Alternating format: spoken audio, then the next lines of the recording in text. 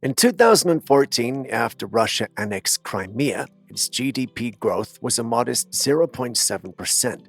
The international response included sanctions, which seemed to impact the economy as GDP fell by 2% in 2015. The following year saw only a slight recovery with a 0.3% increase. It took until 2018 for Russia to experience more noticeable growth when GDP rose by 2.8%. However, the global economic slowdown in 2019 led to a decrease, with GDP growing at a slower rate of 2.2%. The COVID-19 pandemic in 2020 caused a significant downturn with a 2.7% decline in GDP. Fortunately, 2021 saw a rebound with GDP jumping by 5.9%. The situation took another turn in 2022 when Russia invaded Ukraine on February the 24th, leading to extensive sanctions from the West. As a result, GDP fell by 1.2% that year. Despite these challenges, in 2023, GDP grew by 3.6%, one of the strongest growth rates globally. It's important to note, though, that this growth came off a low base due to the previous year's decline. For comparison, the United States showed more consistent growth over the same period. In 2014, the US saw a GDP increase of 2.5%, and despite global and domestic challenges, including the pandemic, it managed to maintain positive growth each year, except in 2020.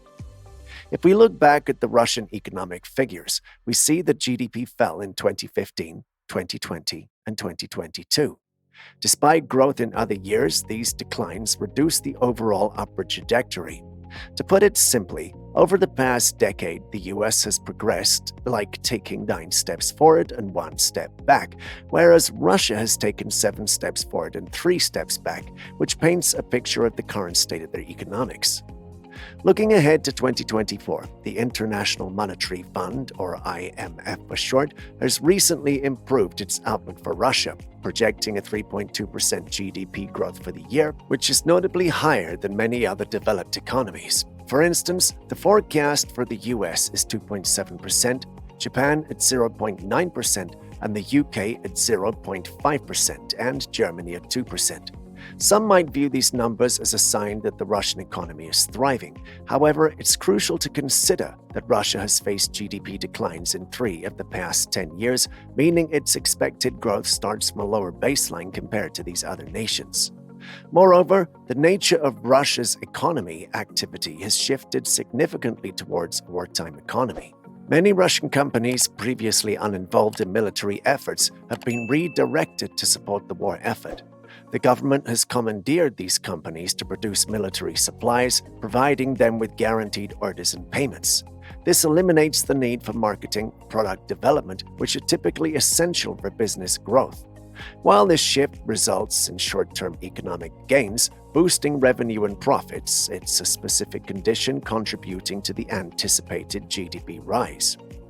Many Russian companies, hit hard by sanctions that block their access to Western markets, have found a new lifeline. These companies are now receiving guaranteed businesses from the government, which is providing a substantial boost.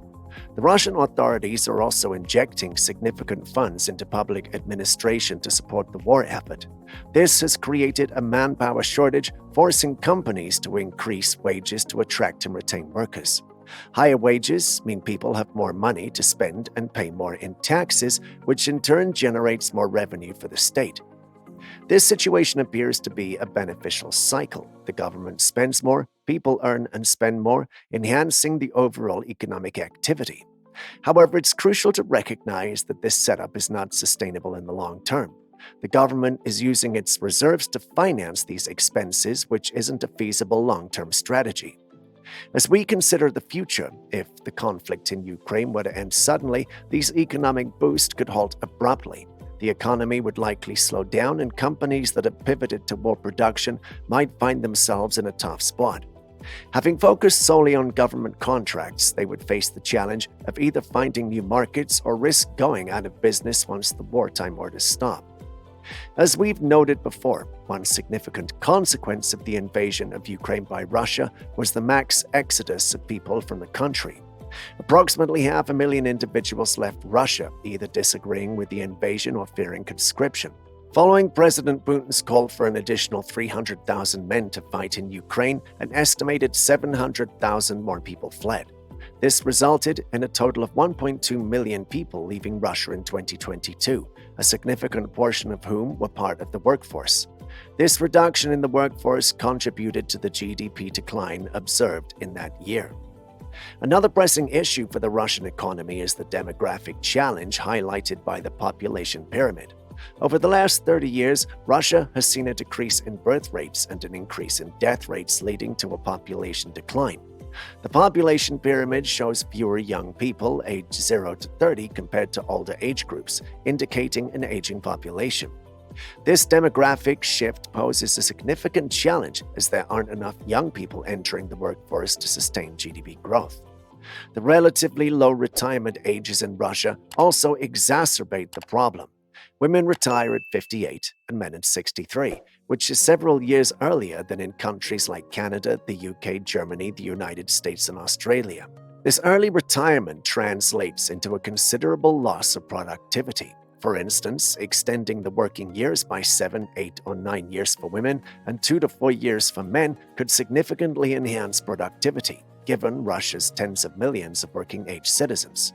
This early retirement and the corresponding reduction in productive man-hours further strain an already pressured economic system. As we discussed earlier, Russia outperformed countries like the US, Japan, Germany, and the UK in GDP growth in 2023, and this trend is expected to continue into 2024.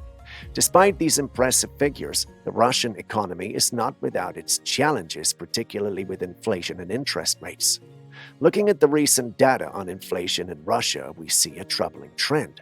A year ago, inflation was at 3.3%, comfortably below the Central Bank of Russia's target of 4%, suggesting things were well under control.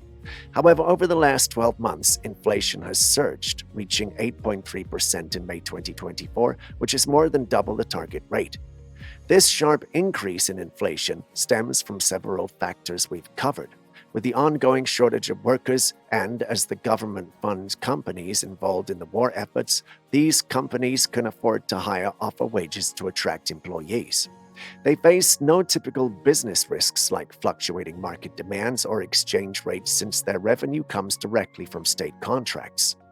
This situation leads to wage spirals. As companies involved in the war effort increase wages to attract workers, other companies must offer competitive salaries to retain or replace their staff.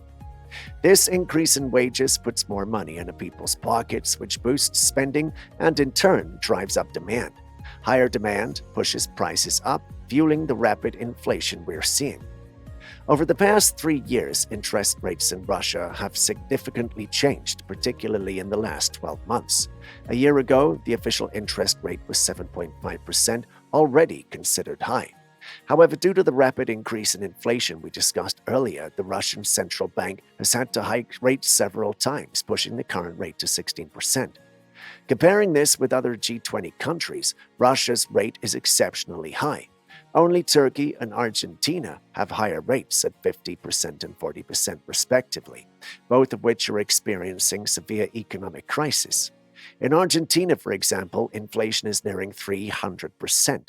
Other countries with double-digit interest rates include Mexico and Brazil.